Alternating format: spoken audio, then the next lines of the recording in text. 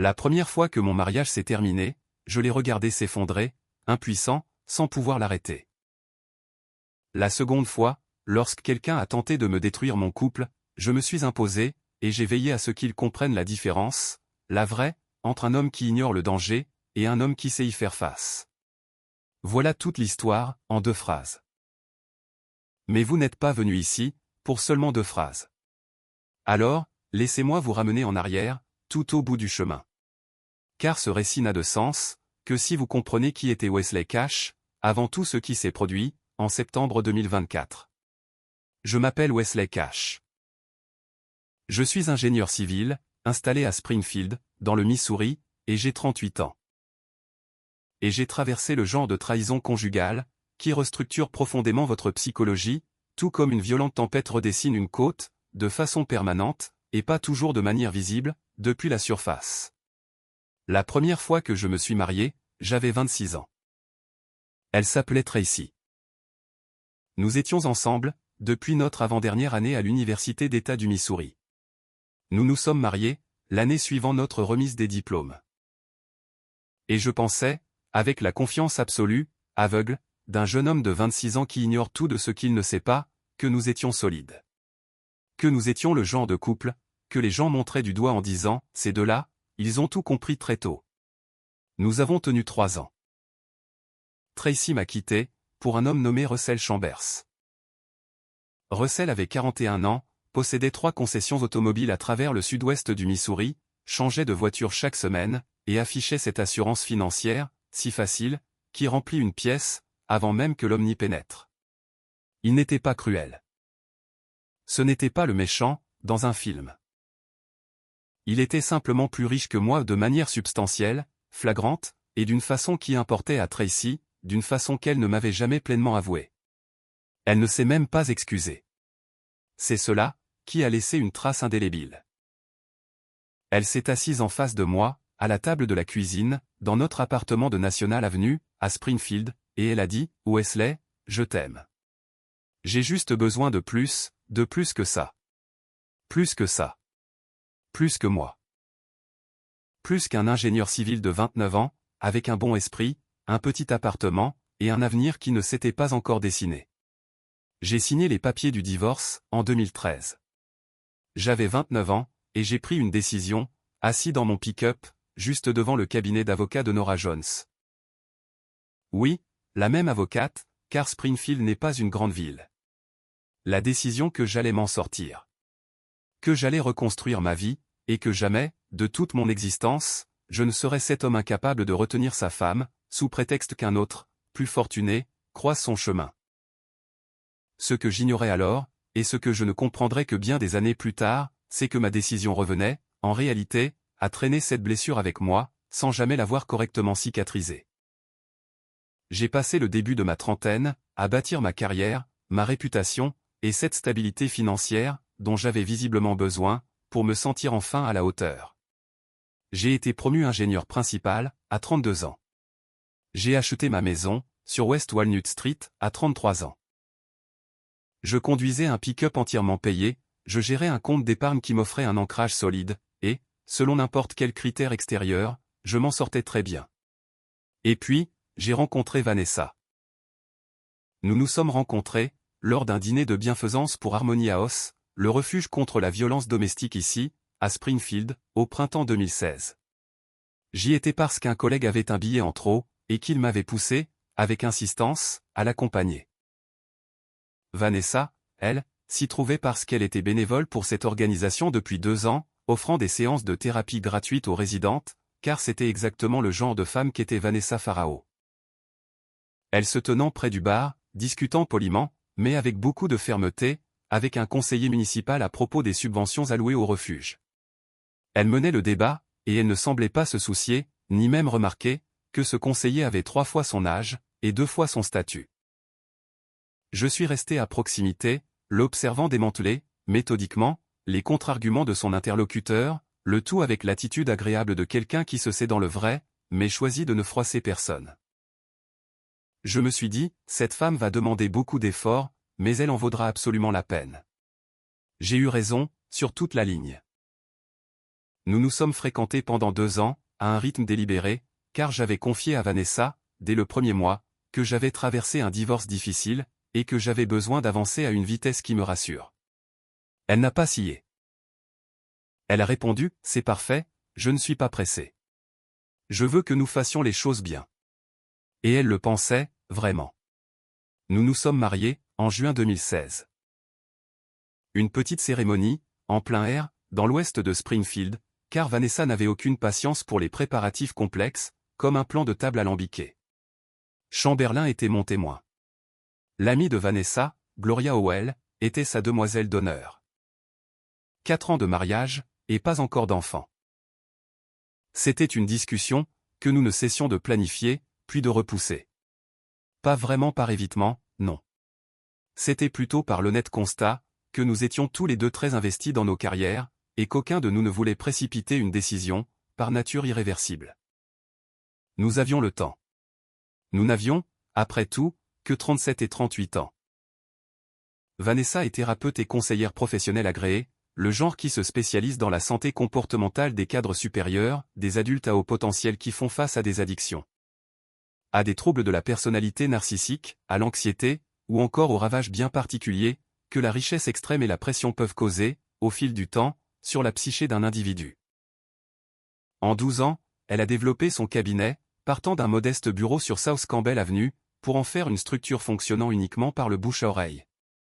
Grâce à un réseau très fermé, des avocats d'affaires, des conseillers financiers, des grands patrons, et le genre de personnes dont le nom s'étale dans les magazines économiques locaux. Elle excellait dans son travail, patiente, précise, et douée d'une aptitude rare à fixer des limites infranchissables, face à des individus qui n'avaient pas l'habitude de s'entendre dire non. Cette capacité, comme le destin allait le prouver, allait être mise à l'épreuve, bien plus cruellement que nous n'aurions pu l'anticiper. En janvier 2024, recommandée par un avocat spécialisé dans la gestion de patrimoine à Kansas City, Vanessa a accepté un nouveau client. Son nom était Conrad Ball. Conrad avait 53 ans. C'était un promoteur immobilier et un investisseur en capital investissement basé à Kansas City, mais possédant des actifs d'envergure dans le Missouri, l'Arkansas et le Tennessee. Sa fortune personnelle, selon les rapports publics du Missouri Business Journal, se situait quelque part entre 300 et 400 millions de dollars. Il s'était marié 2 fois, avait divorcé 2 fois, et jouissait, dans les cercles financiers de Kansas City, d'une réputation d'homme brillant, impitoyable, et extrêmement difficile au quotidien. Il avait été orienté vers Vanessa parce qu'il souffrait d'une dépendance à l'alcool qu'il tentait de gérer en toute discrétion, loin des cliniques huppées pour célébrités et de toute fuite dans la presse économique. De plus, l'avocat qui l'avait recommandé l'avait décrit comme ayant, je cite, d'importantes zones d'ombre, quant à l'impact de son comportement sur son entourage. C'était la formule polie de cet avocat pour signifier que Conrad Ball était un narcissique, un vrai cas clinique, certes très fonctionnel, mais un narcissique malgré tout. Un homme pour qui les autres n'existaient que comme des instruments au service de ses propres besoins, et qui avait passé 53 ans de sa vie à être assez riche pour que personne ne vienne jamais, sérieusement, le contredire. Vanessa avait déjà travaillé avec ce genre de profil. Elle connaissait le terrain. Elle a organisé leurs séances sur un rythme bimensuel, mené par appel vidéo sécurisé, depuis son bureau de South Campbell Avenue. Je savais qu'elle avait pris un nouveau client. Elle l'avait mentionné brièvement, lors d'un dîner à la fin du mois de janvier, comme elle le faisait souvent. Aucun nom, aucun détail. Vanessa était d'une discrétion absolue quant au secret professionnel. Elle a simplement dit qu'elle s'occupait de quelqu'un de difficile, mais que le travail était captivant. Je n'y ai pas prêté attention. Je devrais vous raconter à quoi ressemblait notre vie au début de l'année 2024, pour que vous compreniez ce qui était en jeu. C'était une vie agréable, profondément sereine, de cette manière discrète et sans artifice, qu'on ne remarque vraiment que lorsqu'on est sur le point de tout perdre. Nous avions nos petites habitudes, le café du samedi matin sur la balancelle de la véranda, le mien avec 2 sucres, le sien noir, et je ne m'étais jamais trompé, les courses du dimanche chez Ivy sur South Campbell, un dîner à Flamme Steakhouse.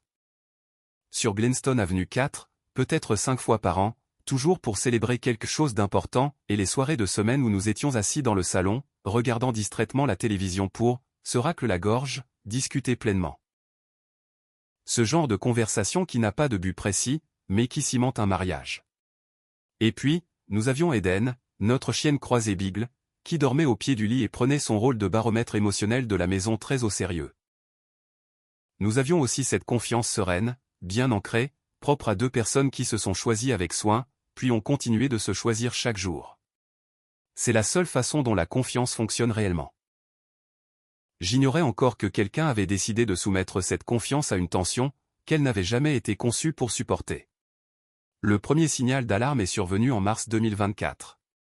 Un jeudi soir, Vanessa est rentrée de son bureau plus silencieuse que d'habitude. Elle n'était pas en colère, du moins pas extérieurement. Vanessa ne manifestait pas sa colère de cette façon, elle gérait tout en elle-même. Mais quelque chose avait changé dans la texture de son silence. Je connais ces silences comme un musicien distingue un soupir d'une pause. Celui-ci était lourd. Longue journée, ai-je demandé. J'ai eu une séance qui a mal tourné, a-t-elle répondu. Elle a posé son sac, s'est versé un verre d'eau, et est restée un moment devant l'évier de la cuisine, le regard perdu sur le jardin. Je n'ai pas insisté. Avec le travail de Vanessa, insister était rarement la bonne stratégie. Mais plus tard, cette nuit-là, alors que je la croyais endormie, je veillais encore de mon côté du lit. Je l'ai entendu soupirer.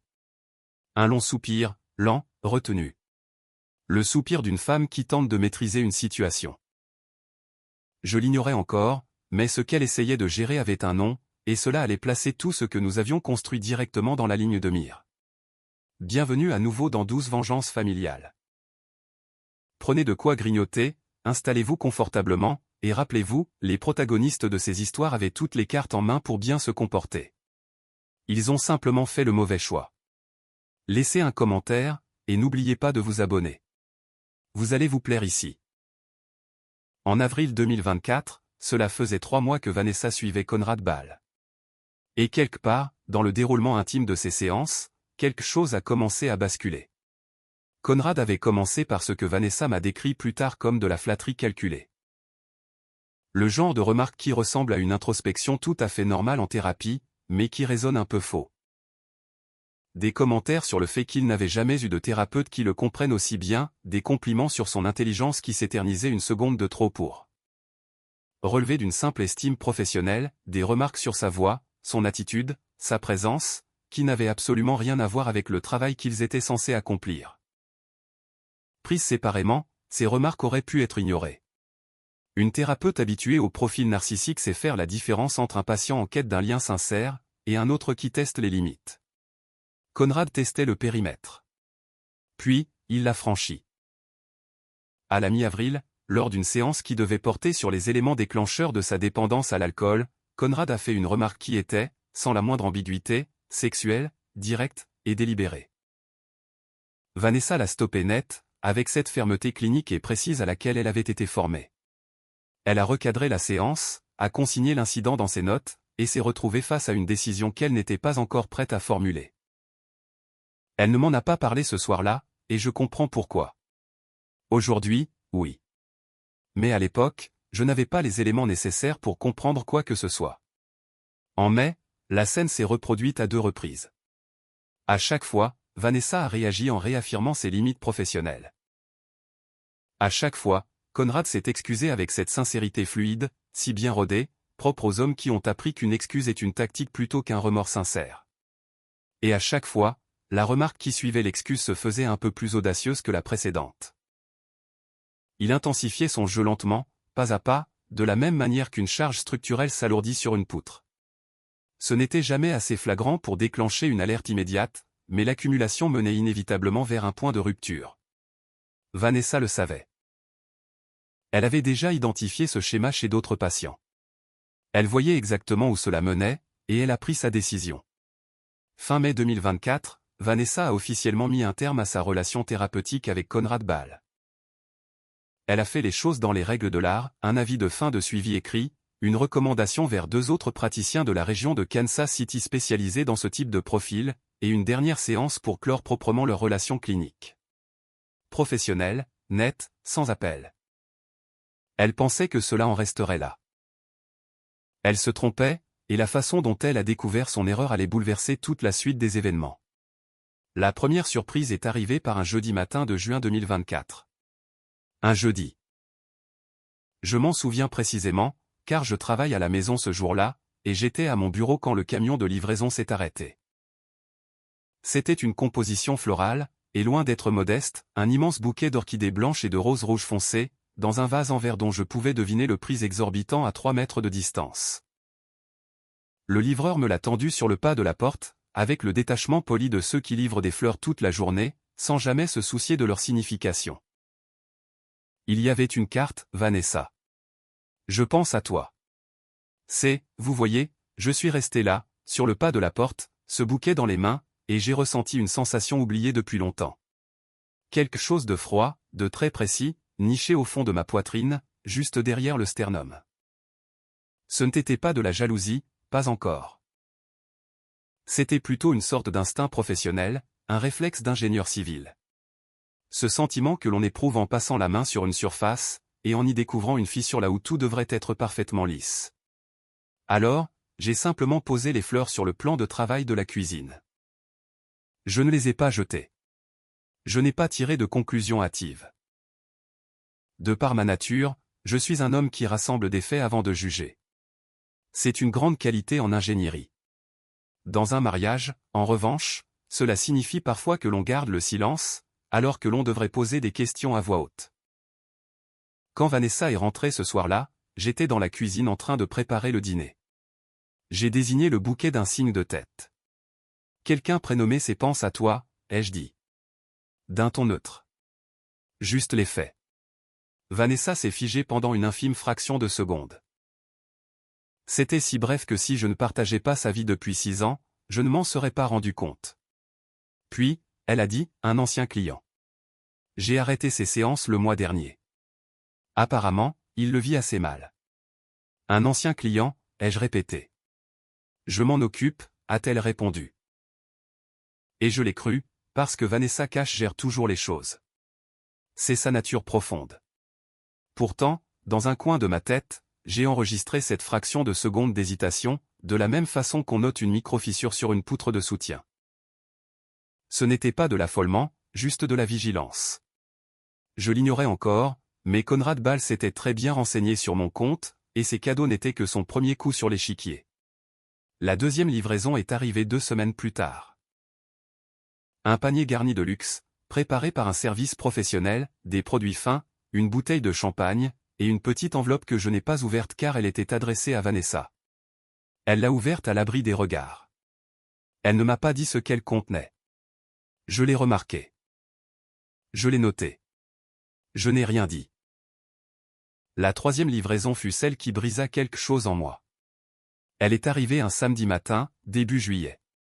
Un samedi où j'étais là, où Vanessa était là, où nous étions tous les deux bien visibles dans notre quotidien de West Walnut Street. C'était un écrin à bijoux, minuscule, enveloppé de papier bleu marine et noué d'un ruban de soie.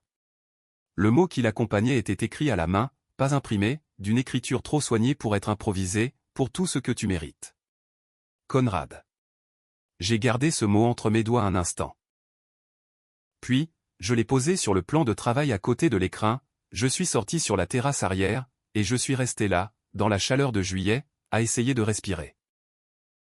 Parce qu'il y a un monde entre un ancien patient un peu égaré qui envoie des fleurs une fois, et un homme qui cherche votre adresse personnelle pour faire livrer un bijou, accompagné d'un mot manuscrit, un samedi matin. Et quelque part, dans l'intervalle entre ces deux réalités, les fantômes de Tracy et de Russell Chambers ont commencé à se réveiller. Cette vieille blessure, que je pensais guérie, s'est rouverte, me murmurant à l'oreille, tu n'étais pas à la hauteur autrefois. Qu'est-ce qui te fait croire que tu le es aujourd'hui? Vanessa m'a retrouvé sur la terrasse. Wesley, a-t-elle commencé? Dis-moi ce qui se passe, ai-je dit, en restant calme. Délibérément calme, car l'alternative était de laisser 12 années de peur refoulée s'exprimer, et j'étais assez lucide pour savoir que cela ne nous aiderait pas.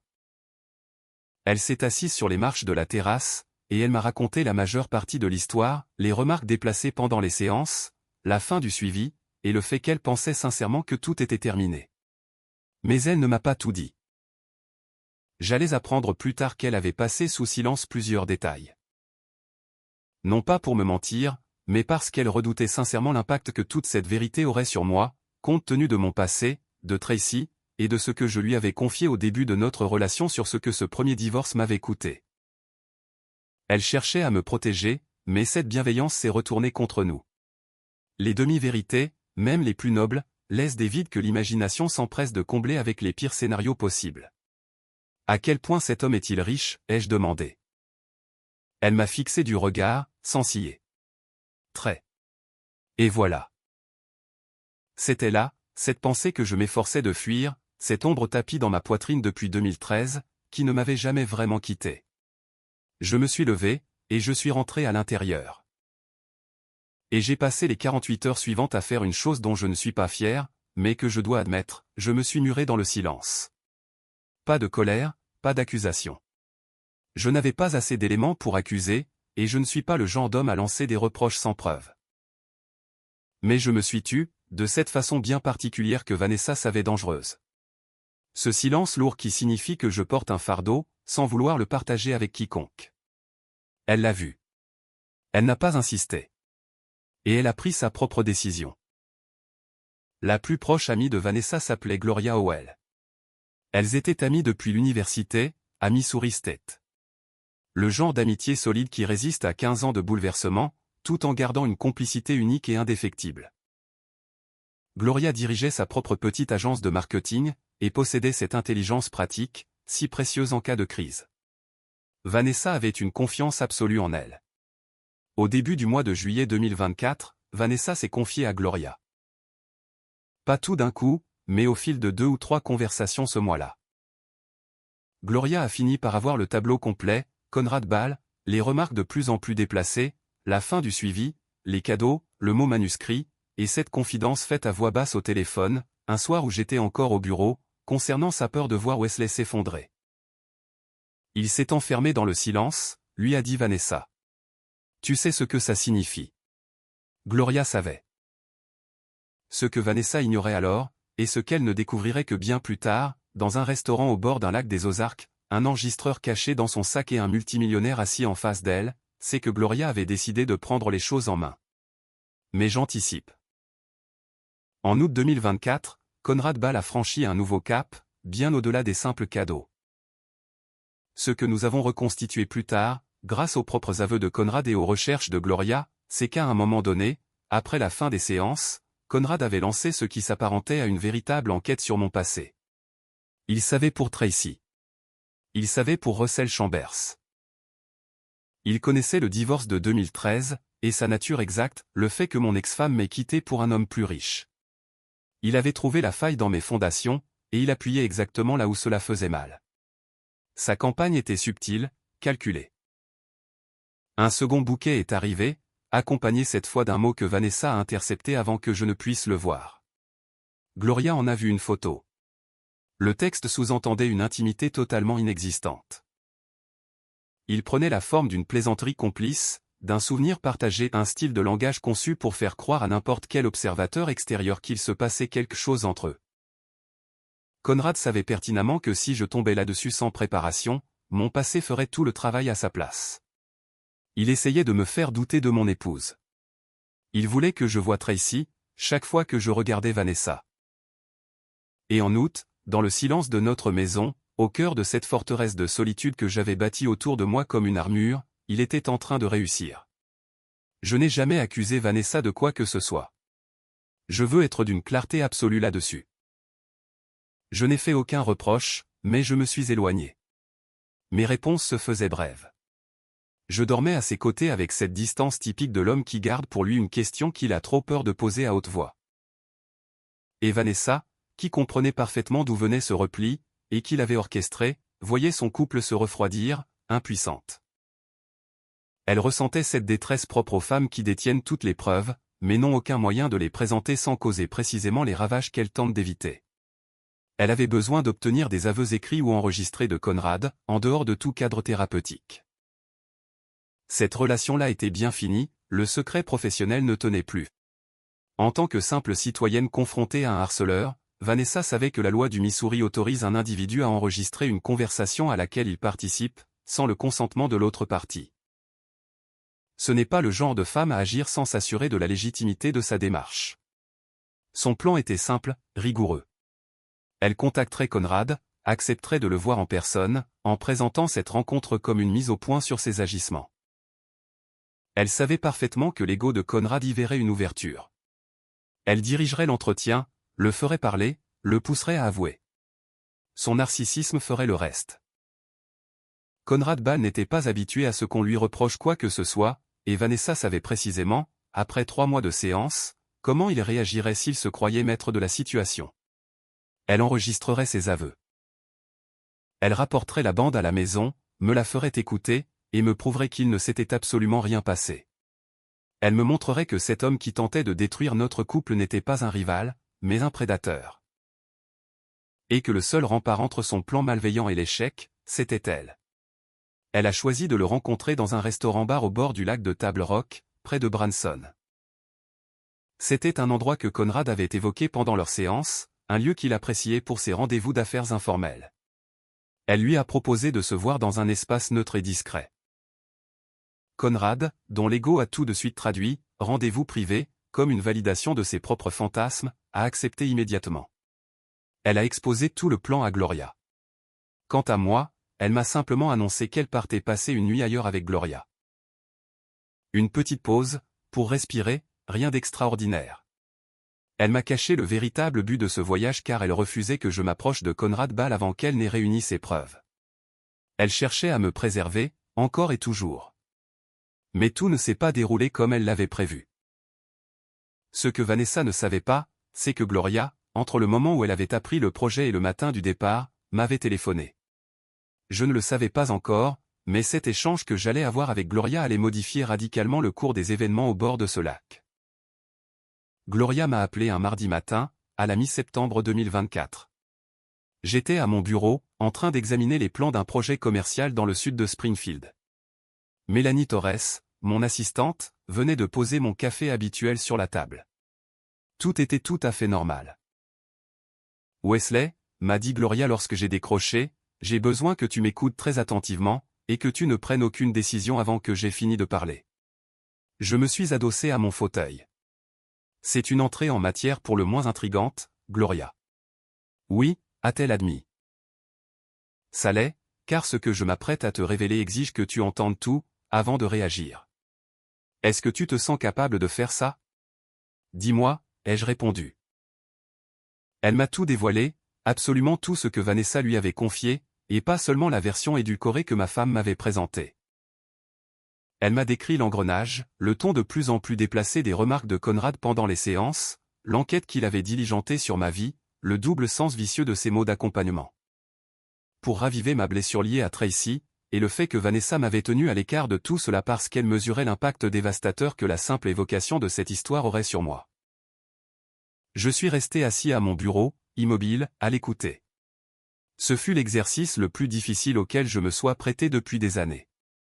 Chaque phrase était à la fois une révélation et un constat d'échec, une révélation sur l'audace de Conrad, et un constat d'échec face à mon propre silence.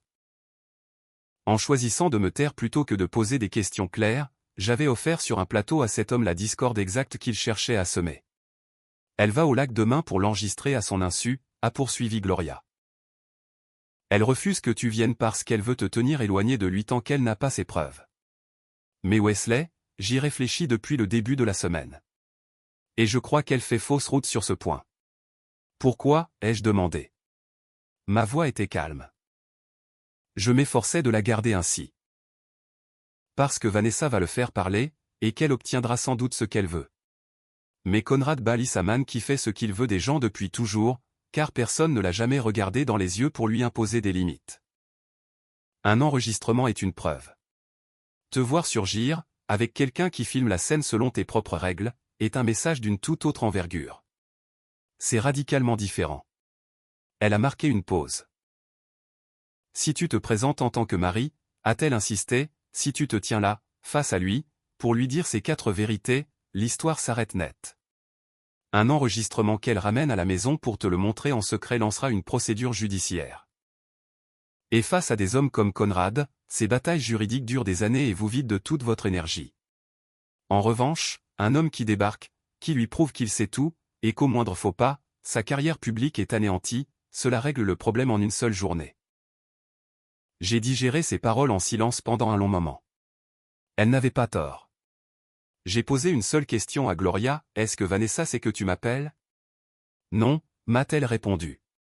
Puis, mais elle le saura, et je suis convaincu qu'elle comprendra pourquoi je l'ai fait. J'ai pris ma décision, assis dans mon bureau, ce mardi de septembre 2024. C'était exactement le même genre de décision que celle prise 11 ans plus tôt, sur le parking d'un cabinet d'avocats sur Boonville Avenue. Sauf que celle-ci était différente. Il ne s'agissait pas de survivre à un drame. Il s'agissait de refuser que l'on me dérobe ce qui m'appartenait. Non pas par orgueil, ni par hantise des spectres de Tracy et de Russell Chambers, mais simplement parce que Vanessa Cash était ma femme. Quelqu'un avait choisi d'utiliser mon passé, ma fêlure, ma vulnérabilité intime, comme une arme contre nous. Et je refusais, désormais, de laisser cette blessure ouverte dans l'ombre, à la merci du premier venu capable de l'exploiter. J'ai appelé un vieil ami. Il s'appelait Derek Price.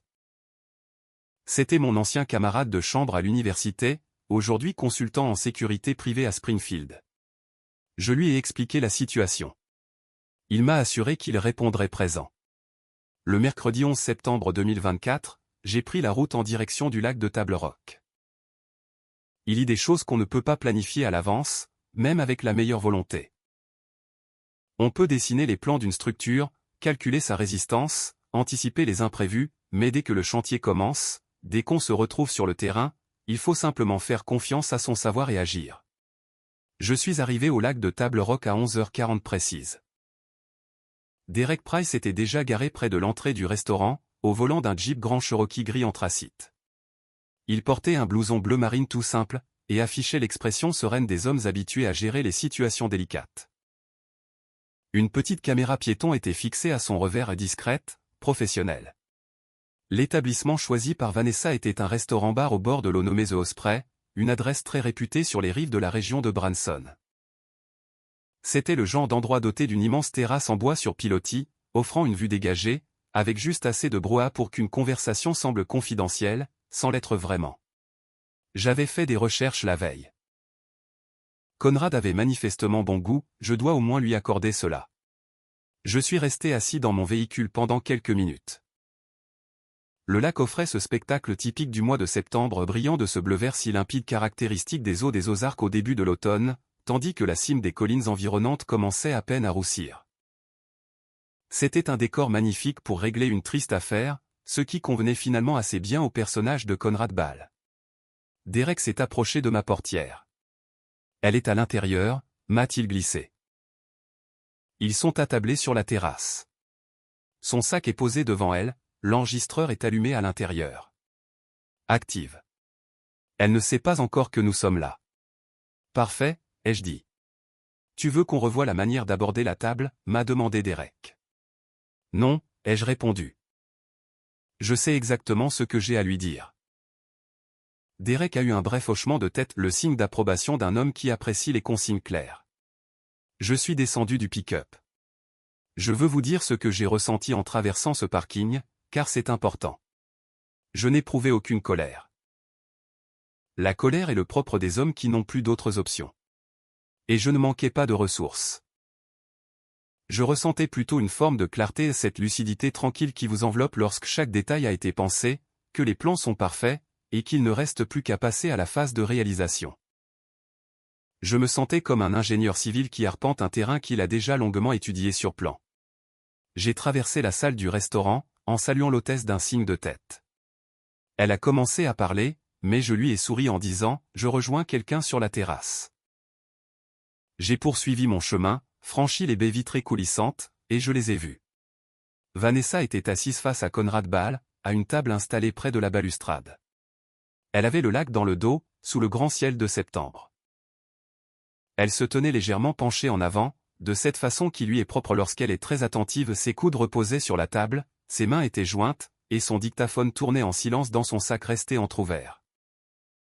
Elle affichait un calme très professionnel, mais la tension de ses épaules trahissait l'effort immense que cette confrontation lui demandait. Conrad lui faisait face. Je m'étais renseigné sur lui avant de prendre la route, je suis quelqu'un de méticuleux mais le voir en chair et en os était une autre expérience. C'était un homme d'envergure, élégant, dont la mise soignée semblait naturelle à force d'avoir toujours porté des vêtements de prix. Des cheveux poivre et sel, une carrure imposante, et une montre qui valait sans doute plus cher que mon pick-up. Il parlait, penché vers elle. Sa posture, sa manière d'occuper l'espace, cette aisance feinte de l'homme habitué à ce que sa simple attention soit reçue comme une faveur, tout cela me disait long sur ce que Vanessa avait dû endurer depuis le mois de janvier. C'était le portrait d'un homme à qui personne n'avait jamais osé dire non, ou du moins, pas d'une manière que son argent ne puisse finir par résoudre. Vanessa m'a aperçu la première.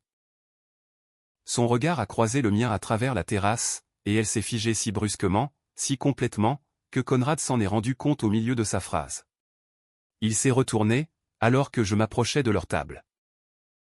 J'ai tiré la chaise à côté de Vanessa, pas en face de Conrad, mais bien aux côtés de mon épouse et je me suis assis. Sans précipitation, j'ai croisé mes mains sur la table. Derek nous avait suivis sur la terrasse, et s'était posté près de la balustrade à un peu plus de 2 mètres de nous sans agressivité, mais bien visible. Conrad m'a dévisagé, a regardé Vanessa, puis est revenu à moi. « Vous devez être le mari », a-t-il lancé. Sa voix était posée, feutrée, le ton d'un homme en train de se réadapter à la situation. « Wesley Cash », ai-je répondu. « Et vous êtes Conrad Ball. »« C'est un entretien privé. »« Ça l'était », ai-je rétorqué. « Maintenant, c'est une réunion d'un autre genre. » Je n'ai pas haussé le ton. Je ne me suis pas penché en avant, et je n'ai adopté aucune de ces postures dominatrices que les hommes en manque d'assurance affichent pour se donner de l'importance. Je suis resté parfaitement immobile. Car l'immobilité, lorsqu'elle est le fait d'un homme qui ne craint rien, est l'arme la plus puissante qui soit. Conrad a tourné les yeux vers Vanessa. « Tu lui as parlé ?» Elle n'a pas eu besoin de le faire, suis-je intervenu. Vous voulez savoir comment je suis au courant, Conrad ? Je vais vous l'expliquer, car il me semble essentiel que vous abordiez la suite de cet entretien avec toutes les cartes en main. Il a fermé la bouche. Vous avez envoyé des cadeaux chez moi, ai-je poursuivi. Vous avez rédigé des mots ambigus pour faire croire à une liaison qui n'existe pas, parce que vous connaissez mon passé, et que vous pensiez pouvoir m'instiller le doute. Vous avez fait faire des recherches sur moi. Vous avez découvert l'histoire de mon premier mariage, et vous avez fait un calcul, en appliquant assez d'insistance sur la bonne faille, les fondations finiraient par céder, et mon couple s'effondrerait. C'était ça, votre plan ? Conrad est resté muet. Ses traits s'étaient crispés, mais son regard restait vif, cherchant désespérément une échappatoire. La faille dans votre calcul, ai-je enchaîné, c'est que vous avez mal évalué la résistance de la structure. Vous pensiez faire face à un homme brisé, qui ne s'était jamais vraiment remis de sa chute. En réalité, vous faites face à un homme qui est tombé une fois, s'est relevé, s'est reconstruit, et veille depuis ce jour à ce que rien ne vienne plus jamais le détruire de la même manière. J'ai fait une pause. J'ai laissé mes mots peser dans l'air. À présent, ai-je dit, je vais poser certaines conditions, et j'exige que vous m'écoutiez jusqu'au bout avant de décider de votre prochaine action. Conrad s'est très légèrement reculé dans son fauteuil, un mouvement de repli involontaire. Il ne s'en est probablement pas rendu compte, mais je l'ai vu.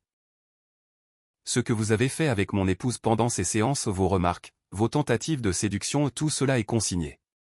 Elle a tenu des notes cliniques précises. Ces écrits constitueront des pièces à conviction solides dans le cadre d'une plainte pour harcèlement. Elle n'est plus votre thérapeute, vos séances ont été officiellement annulées, ce qui signifie qu'aucun secret médical ne vous protège plus. Tout ce qui s'est dit dans ce cabinet est désormais exploitable devant un tribunal civil. Je lui ai laissé le temps d'assimiler l'information. Les cadeaux envoyés chez moi, accompagnés de mots écrits dans le but de feindre une intimité mensongère, ceux-là sont répertoriés. Nous avons des photos, des reçus de livraison, qui prouvent un harcèlement caractérisé après la rupture d'un contrat professionnel.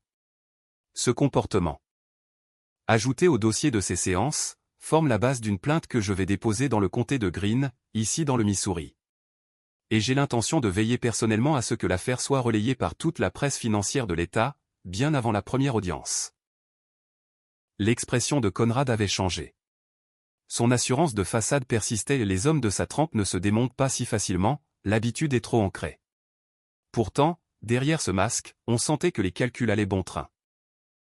Quant à l'enquête que vous avez fait mener sur ma vie privée, ai-je ajouté, dans le seul but de trouver mes faiblesses psychologiques et de Déstabiliser mon foyer, c'est un point que j'ai déjà soumis à mon avocate. Elle se fera un plaisir de vous exposer les conséquences juridiques d'un tel acte. Vanessa n'avait pas prononcé un mot. Elle se tenait près de moi, et je percevais la nature de son silence, non pas la paralysie de la peur, mais la retenue d'une femme témoin d'une scène qu'elle n'avait pas prévue, et dont elle mesurait encore mal la portée. Je comprendrai tout cela plus tard, en détail. Mais pour l'instant, il me restait une dernière chose à dire. Conrad, ai-je articulé, en employant son prénom à dessein, d'un ton calme. De cette voix qu'on utilise pour faire comprendre à quelqu'un qu'on l'a percé à jour. Je sais exactement à qui j'ai affaire. On m'a décrit en détail vos manies et vos réactions lorsque vous n'obtenez pas ce que vous désirez. Je ne suis pas en colère contre vous, je n'ai pas d'énergie à gaspiller pour les gens de votre espèce, mais je veux que vous m'écoutiez attentivement. J'ai avancé le buste, juste assez pour réduire l'espace entre nous. Ma femme ne sera jamais à votre portée. Mon mariage n'est pas un édifice que vous pouvez abattre. Et si vous faites livrer ne serait-ce qu'un objet de plus chez moi, si vous tentez à nouveau de contacter Vanessa, directement ou par l'intermédiaire d'un tiers. J'investirai tout l'argent nécessaire, et j'y passerai le temps qu'il faudra, pour que chaque personne de votre entourage professionnel et personnel sache exactement qui vous êtes. Non pas par vengeance mais parce que vous m'y aurez contraint. Un grand calme régnait sur la terrasse. Derrière l'épaule de Vanessa, les eaux du lac clapotaient doucement. Au loin, un bateau passait à vitesse réduite. Conrad m'a fixé un long moment. On sentait la réflexion s'agiter derrière ses yeux et les individus de sa trempe ont toujours un coup d'avance en tête. Pourtant, j'ai vu une lueur changer dans son regard. Ce n'était pas du regret et les remords n'avaient pas de prise sur lui mais de la lucidité, la résignation pragmatique de l'homme d'affaires face à un obstacle infranchissable, qui choisit simplement, par pur réalisme, de passer à autre chose. Il s'est redressé. Il a saisi son verre d'eau sur la table, en a bu une gorgée lente, puis a déclaré d'une voix neutre, « Je crois que nous nous sommes tout dit. » Il s'est levé. Il a boutonné sa veste, ce geste digne et mesuré, le geste de l'homme qui refuse de laisser paraître sa défaite. Il a jeté un bref coup d'œil à Vanessa, puis à moi, et s'est éloigné de la terrasse sans ajouter un mot. Derek l'a regardé s'éloigner, puis s'est tourné vers moi avec un léger hochement de tête approbateur. Tout était enregistré et l'image était nette, le son parfait. Et puis, nous nous sommes retrouvés seuls, Vanessa et moi, à cette table dominant le lac de Table Rock, en ce doux mercredi matin de septembre. Autour de nous s'élevaient les collines des Ozarks, le clapotis de l'eau résonnait sous nos pieds, et le ciel prenait ses teintes magnifiques du début de l'automne. Vanessa me regardait, incrédule. Comment a-t-elle murmuré juste ce mot, de ce ton las des gens submergés de questions qui n'ont la force d'en poser qu'une seule? C'est Gloria, ai-je répondu. Elle a fermé les yeux un instant. Lorsqu'elle les a rouverts, ils étaient embués, ce n'était pas tout à fait des larmes, mais cette émotion contenue, propre aux personnes qui s'efforcent toujours de garder le contrôle. Je lui avais pourtant dit de n'en rien faire, a-t-elle glissé. Je sais, ai-je dit. Elle a agi en son âme et conscience. Et pour être franc, elle a eu raison. Vanessa a poussé un grand soupir, un soupir lent, profond, dans lequel j'ai reconnu le soulagement de celle qui relâche enfin une pression trop longtemps contenue. Wesley, a-t-elle murmuré, j'ai eu si peur. Pas de lui, je savais comment le gérer. J'avais peur de ce que cela te faisait subir. Après Tracy, après tout ce que tu as traversé, je ne savais pas comment t'en parler sans risquer de rouvrir cette blessure, que tu as mis des années à refermer. Je sais, ai-je dit. Je pensais qu'en m'en occupant moi-même. Je sais, Vanessa. Je n'essayais pas de t'exclure de ma vie. J'ai tendu le bras au-dessus de la table pour poser mes mains sur les siennes. Je sais tout. Gloria m'a tout dit, et voici ce que je veux que tu entends aujourd'hui. Est-ce que tu m'écoutes? Elle a acquiescé. Je ne suis plus l'homme que j'étais en 2013, lui ai-je dit. Cet homme-là appartient au passé, il n'a plus sa place dans notre histoire. Je sais qui tu es, et je sais ce que tu faisais ici aujourd'hui, avant mon arrivée, tu protégeais notre foyer. C'est exactement ce que tu faisais. Tu te battais pour nous. Elle a serré mes mains avec force. J'aurais dû venir te voir plus tôt, a-t-elle avoué doucement. J'aurais dû te dire toute la vérité. J'étais tellement obsédé par l'idée de t'épargner cette angoisse, que je n'ai pas réalisé que mon silence ne faisait que l'alimenter. Et moi, je me suis muré dans le silence alors que j'aurais dû te poser des questions, ai-je admis. Nous avons tous les deux mal agi, mais avec les meilleures intentions du monde. C'est ça. C'est ça la vie de couple. Deux personnes qui s'en aiment, et prennent des décisions imparfaites sous le coup de la pression. Elle a eu un petit rire, un de ces rires au bord des larmes, qui se mêlent parfois en une seule et même émotion. Une tarte aux pommes arrangerait bien les choses, a-t-elle souri. Je n'en ai pas apporté cette fois-ci, ai-je plaisanté. Mais on s'arrêtera en acheter une sur le chemin du retour. Nous sommes restés sur cette terrasse une bonne heure encore, avant de reprendre la route pour Springfield. Nous avons commandé du café. Nous avons parlé, vraiment parlé, comme nous ne l'avions pas fait depuis des semaines. Elle m'a tout raconté, les séances de thérapie, les allusions incessantes de Conrad, la cruauté gratuite de son enquête sur ma vie, les petits mots d'accompagnement. Je l'ai écouté sans l'interrompre. Et chaque fois que je sentais la vieille angoisse pointer le bout de son nez dans ma poitrine, le fantôme de Tracy, l'ombre de Russell Chambers, je la désignais clairement, c'est l'ancienne blessure. La situation n'a rien à voir. En face de toi, c'est ta femme, qui s'est battue pour votre couple au bord d'un lac des Ozarks alors que tu étais encore dans l'ignorance. C'était un sentiment totalement différent, et c'est cela qui comptait. Quant à Conrad Ball, il a totalement disparu de nos vies. Les envois de cadeaux ont cessé le jour même. Plus d'appels, plus d'intermédiaires, plus le moindre contact. Était-ce dû à la vidéo de Derek, à la menace bien réelle de poursuites judiciaires, ou simplement au réalisme d'un homme face à un mur inébranlable? Je l'ignore, et pour tout dire, je m'en moque. Il a préféré passer à autre chose. Tant mieux. Gloria a avoué son coup de téléphone à Vanessa le soir même de notre retour à Springfield. La première réaction de Vanessa a été, paraît-il, un au-delà de long silence. Sa deuxième a été, je devrais t'en vouloir à mort. Et sa troisième, je suis tellement heureuse que tu l'aies fait. Gloria, qui est psychologiquement incapable de la moindre fausse modestie, a simplement répondu, je sais. J'ai appelé Chamberlain le soir même. Il habite à Joplin, à quelques 120 km à l'ouest. Il a décroché à la deuxième sonnerie, comme toujours. Comment ça s'est passé, m'a-t-il demandé. Bien, ai-je répondu. Tout s'est très bien passé. Tu as l'air changé, a-t-il remarqué. Je me sens différent, ai-je acquiescé. Et c'était vrai. Ce n'était pas parce que j'avais tenu tête à un homme richissime pour le faire reculer, ce n'était là qu'un problème résolu, rien de plus. Je me savais transformé en raison de notre discussion sur le chemin du retour, cet échange sans tabou, ce bilan sincère de nos erreurs respectives sous le coup de la panique, et notre décision commune, mûrie, de ne jamais laisser un intrus s'immiscer dans notre histoire. Voici ce que je retiens de toute cette affaire avec Conrad Ball, c'était un homme qui avait passé son existence à utiliser sa fortune, ses informations, et des pressions calculées, pour plier les autres à sa volonté. Il avait décelé ce qu'il croyait être le maillon faible de mon mariage, mon passé, ma fêlure, ma propre sensibilité, et il y avait appliqué toute sa force, avec une précision chirurgicale. Ce qu'il n'avait pas anticipé, c'est la différence fondamentale entre une plaie encore ouverte, et une cicatrice refermée. De l'extérieur, l'aspect est le même, la marque de la blessure est bien présente. Pourtant, l'une cède sous la pression, tandis que l'autre se révèle plus résistante que la peau d'origine. C'est une règle de base de l'ingénierie civile. Conrad aurait dû étudier son sujet de plus près. Dès le mois d'octobre 2024, la vie sur West Walnut Street avait repris son cours paisible, le café du samedi matin, le mien avec 2 sucres, le sien noir, les courses du dimanche chez Ivy. Eden dormant au pied du lit, et nos dîners réguliers à Flam Steakhouse, où l'entrecôte restait délicieuse et où l'on nous accueillait toujours par nos prénoms. Il y avait aussi des nouveautés. Nous avons commencé à consulter un conseiller conjugal, non pas que notre couple soit en danger, mais parce que 2 personnes qui ont failli tout perdre par excès de non-dit se devaient de faire ce travail sur elles-mêmes. Nous voyons le docteur Angela Parton, installée sur East Sunshine Street, à Springfield. Elle est pragmatique, franche, et sait désamorcer les conflits avec beaucoup de bienveillance. Nous nous y rendons 2 fois par mois. Ces 2 heures comptent parmi les plus constructives de ma semaine.